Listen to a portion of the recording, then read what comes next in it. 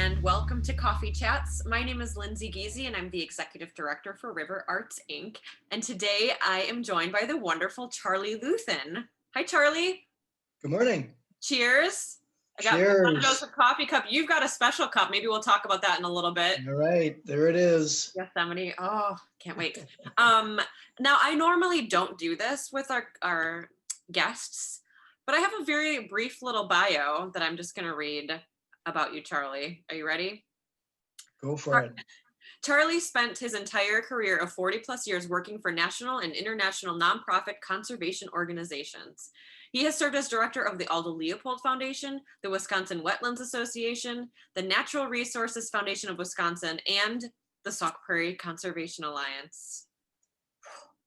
Charlie, that's a pretty good resume right there.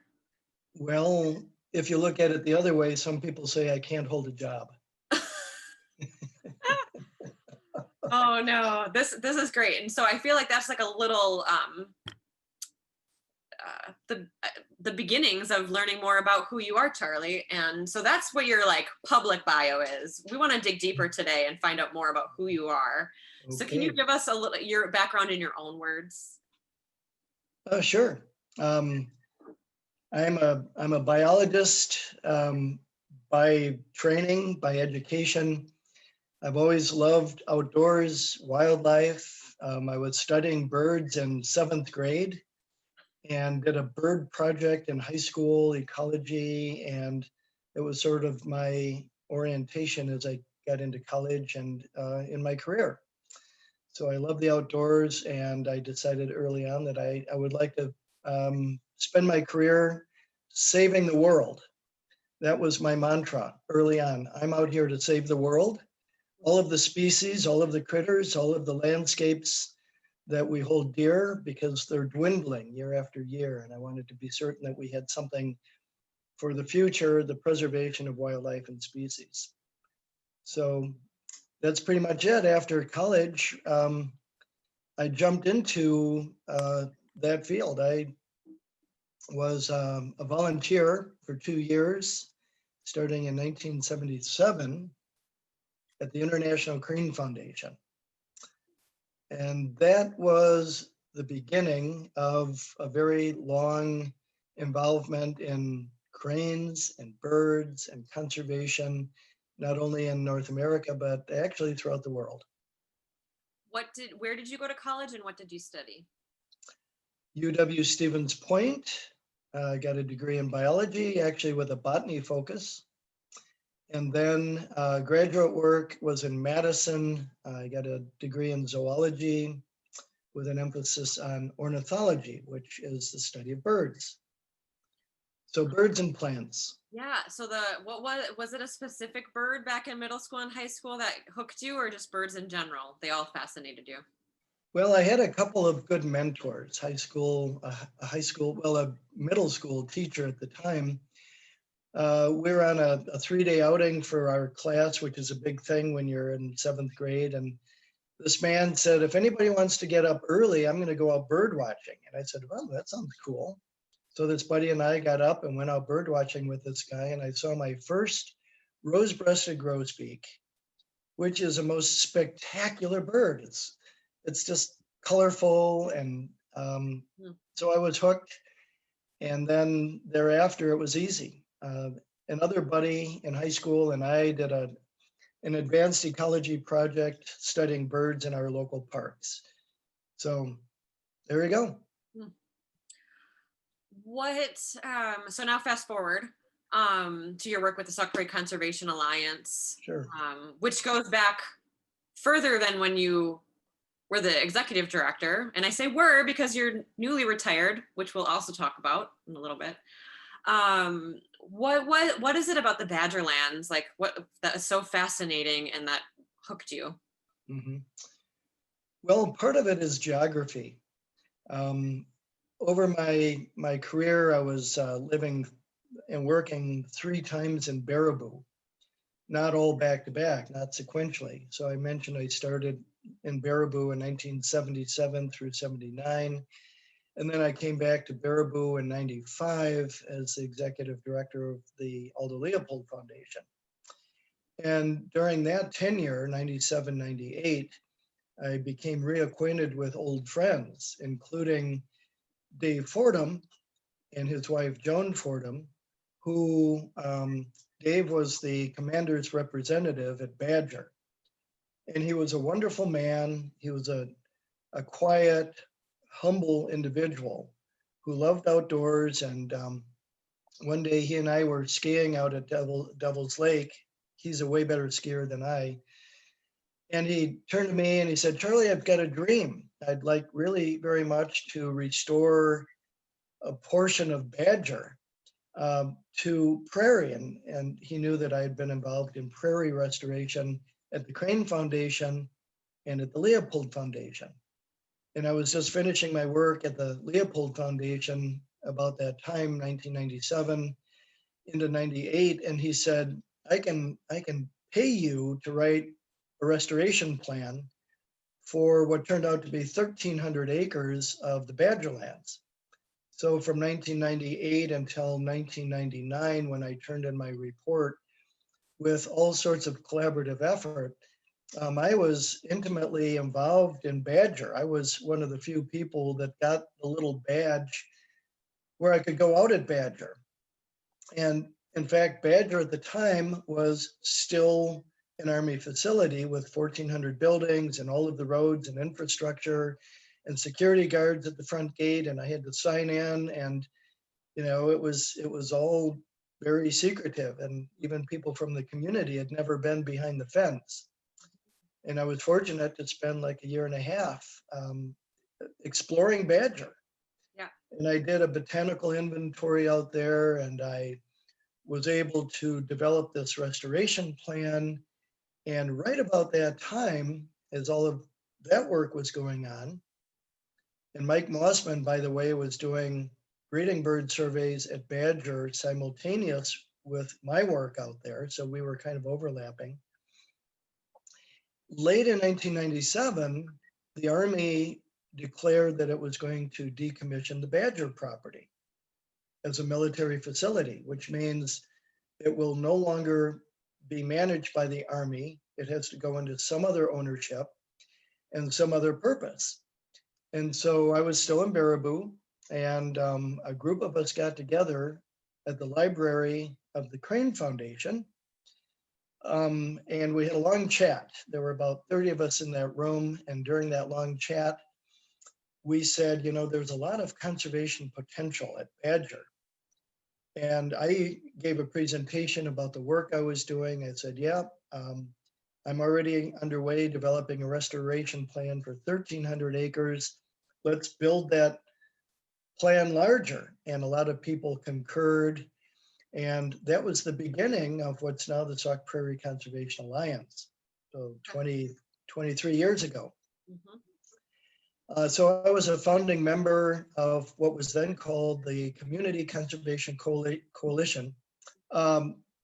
We were the coalition for 3 years, actually almost 4 years, because the Alliance was incorporated in 2001.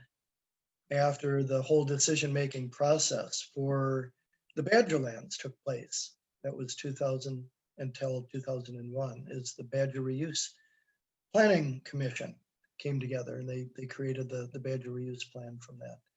So you can see I've been steeped in Badger since, well, actually, it goes back further than that, because when I was at the Crane Foundation in the 70s, I was also helping the Leopold family restore prairie out at the Leopold Shack. And one of our seed collectors was Dave Fordham from Badger. That's how, we were friends, and he came out on our seed collecting parties. And we gave him seed. So back in the 70s, we would collect seed, and we divided it 3 ways. The Crane Foundation, the Leopold land, it was the preserve at the time, the old Leopold Reserve, and then Badger. So Dave Fordham got seed in the 70s, and he planted it along Highway 12 in these long linear plantings. And that continued for many years into the 80s and 90s. Uh, People kept planting prairie along Highway 12, and now there's sort of a long linear prairie corridor that you drive by. And late summer, you'll see beautiful flowers out there, and that was all done now decades ago. Wow. So Badger, and of course you can't not be part of Badger one way or the other, because driving by for so many years, it was such a phenomenon. This huge, massive, very onerous looking military facility. Mhm. And all of a sudden there was an opportunity to convert it into something different. Yeah. And sure enough, we got our wish. Yeah. Going back to the report that you were writing before the Badger Reuse Plan, you mentioned something about doing like a botanical survey, Yeah, and that Mike Mossman was checking out the wildlife. What yeah. do you remember? Like, what did you find? Like, how many varieties of plants and how many species are out there? Like, do you remember what that was? Well, not numbers of species, but I did find some elements, some very rare elements. Some species, there's a plant called the purple milkweed, which is a state threatened species that I found on the Badgerlands that had not been recorded there before. But otherwise, I was sort of walking in the footsteps of the Nature Conservancy. They had been brought to Badger in 1993 to do a biological inventory. And they brought their best biologists out there. So they did plants and birds and insects and other invertebrates and mammals and otherwise. And there's a really nice report that I could use as my frame of reference. Why do you think the Badger Reuse Plan was so difficult to come to an agreement, and it took a really long time? Is it just because of the large amount of land, or that everybody wanted to have a piece of the land, or like what do you think was so difficult about that process? Well, it's a complicated story, but my friends and colleagues, Kurt Miney, Mike Mossman, those folks were carrying the ball mightily, starting in 2000 with the Badger Reuse Commission that resulted in the Badger Reuse Plan in 2001. Now, the plan was a framework. It wasn't a true plan, it was guidelines. This is what all future landowners must do. But the land still needed to be parsed out. And there were many years of behind the scenes negotiating, looking at parcels, who gets what, drawing those maps. Dairy Forage, which is a federal agency, had first whack at it. And so they took a pen and they said, this is the portion that we want, which was the best agricultural land on the property, naturally, because they're an agricultural agency. Yeah. And so it went. And really the land transfers continued up into, well, Ho-Chunk got their land in 2014. So it took 13 years for the state and the Ho-Chunk Nation to negotiate who gets what parcels. So it took that long to sort out who gets what. Yep. And then once DNR got its land, it was a long planning process. So they did not reveal their draft plan until early 2016. So there was a gap there of many years from the time they received their land. And they had some preliminary meetings to get public input and otherwise. And there was a lot of public input into that planning process. And then the plan came out, the draft plan came out. We contested some of the elements. Some of those elements were changed in the final plan that was approved in December of 2016.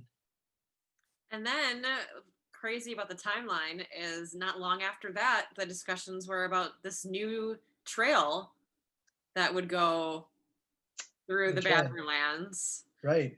And so I think a lot of the people watching, I hope so, and I hope especially after a year like we've had, are familiar with the Great Sauk State Trail. Sure. That starts in Sauk City at where the old railroad bridge used to be, and then runs up to the northern end of the Badgerlands. But and Charlie, you and I worked a lot on this process with signage, so I'm so grateful to have your expertise, because You've got a lot of information up here. Um, and you really do, your love for the land shines through. And so it was always great to work with you on this project. But during this, I learned about there are other trails in the Badgerlands besides the Mhm. Great Sauk State Trail that I think the public doesn't know enough about. Right. How do they get more information on that? What are those trails used for? Sure. Yeah.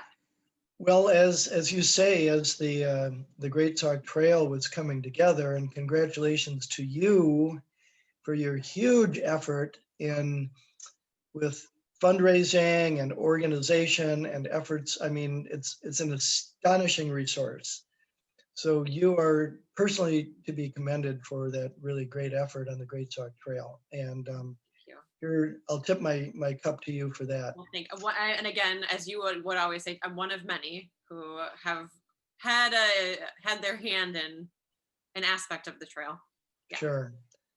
Well, you were a shining light among others, and are to be congratulated for that.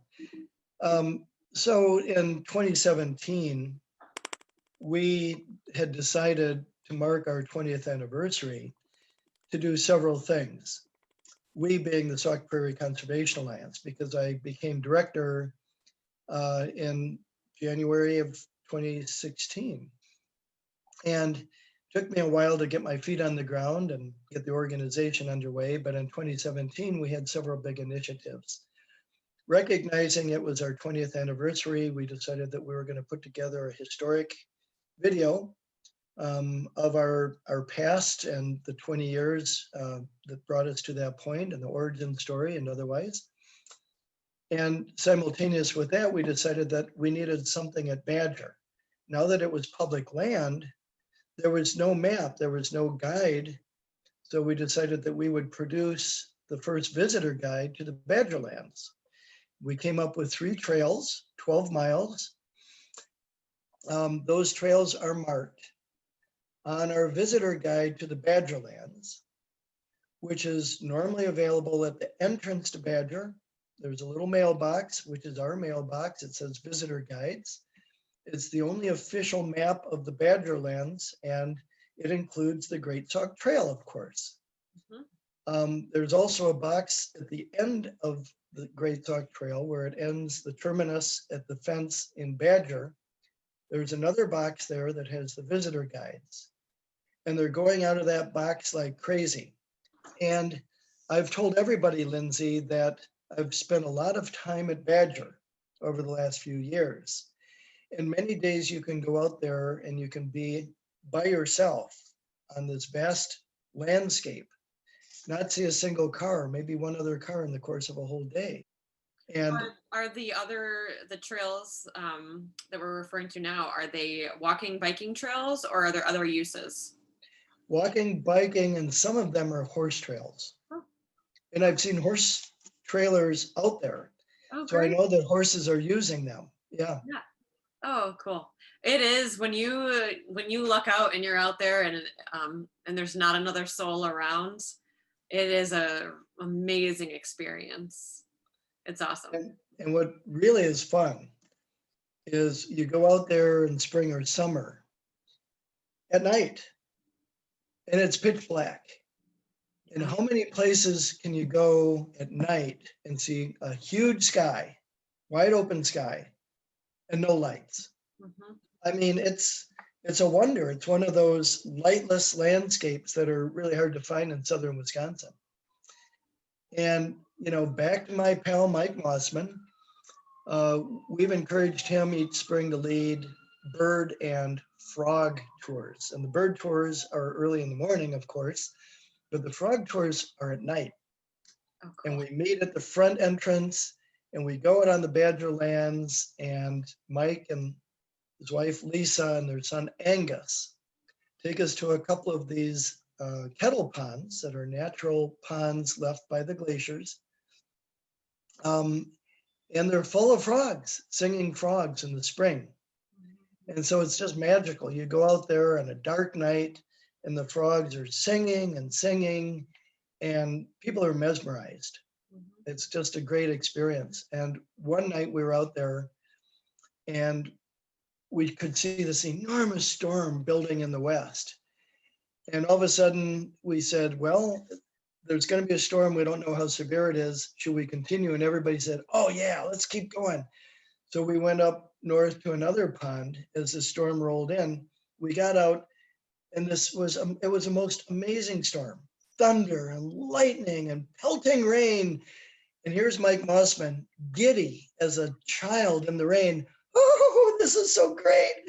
And the frogs were singing, and I swear, he was reborn in that moment. It was like one of those otherworldly experiences, and we were just enjoying his joviality, and I was enjoying the rain while others were fleeing for their vehicles and got out of town pretty quickly. But anyhow. In a typical year, what other kinds of work does the Sauk Prairie Conservation Alliance engage in? Well, our main focus is public education.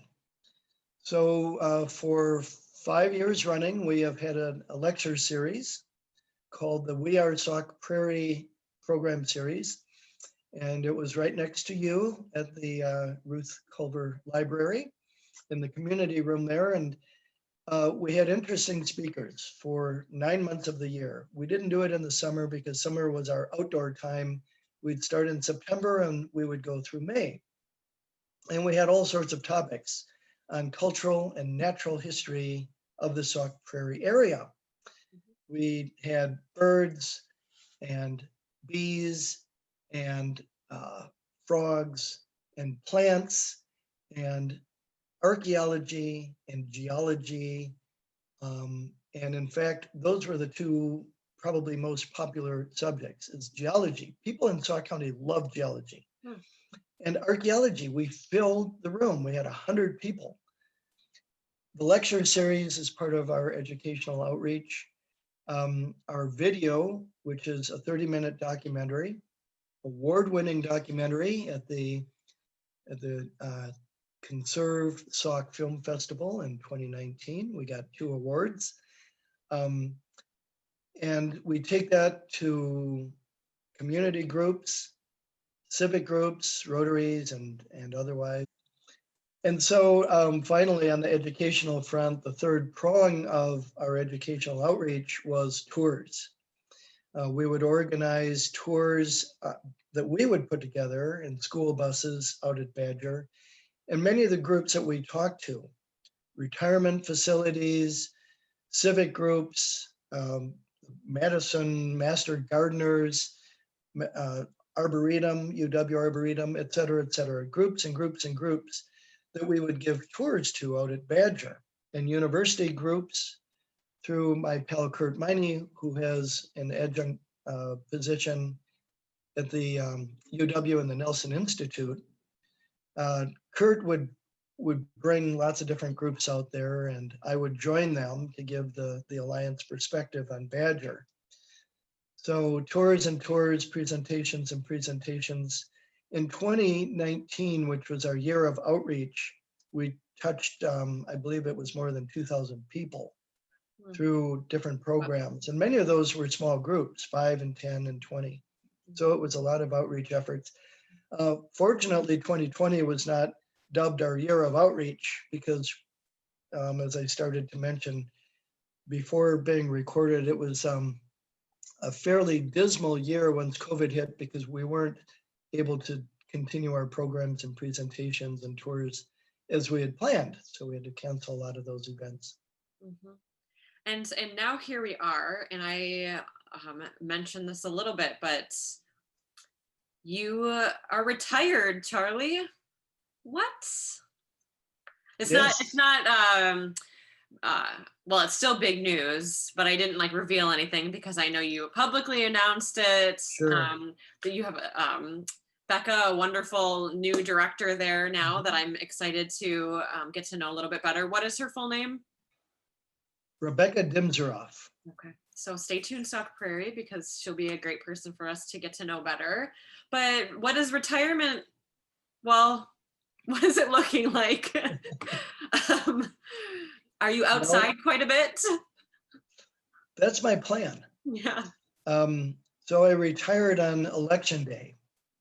I put in half a day's work. I tidied the office a little bit, a couple of final thank you letters. And that day, Becca came to the office.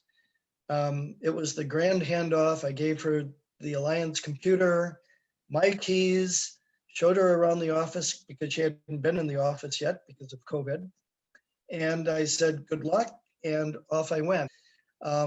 And I actually had work to do because my new part-time gig is as grant writer for the International Crane Foundation. So I had work to do last Friday, and I had work to do yesterday, all day yesterday. I was working on a grant. So I haven't fully retired yet. I retired from the Alliance. Yeah. I'm still doing my grant writing for the Crane Foundation, and I'm doing grant writing for the Wisconsin Society for Ornithology. It's a gig I've had for 5 years as a part-time grant writer, and it's a long-term project called the Wisconsin Breeding Bird Atlas. And I raised several $100,000 for them over 5 years to undertake a statewide bird survey. And I'm still grant writing for them, so that continues. Oh my goodness, Charlie. Well, our time is wrapping up here, but I have sort of a two-part question here to finish with. Sure. I do like to finish on a positive note.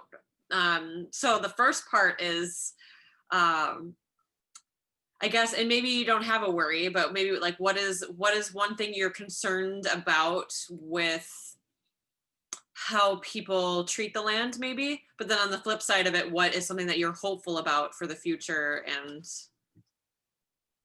all of us? Sure. Well, I must say, probably shouldn't bring politics in, but the last 4 years have been a disaster for the environment all the way around. Climate change was denied.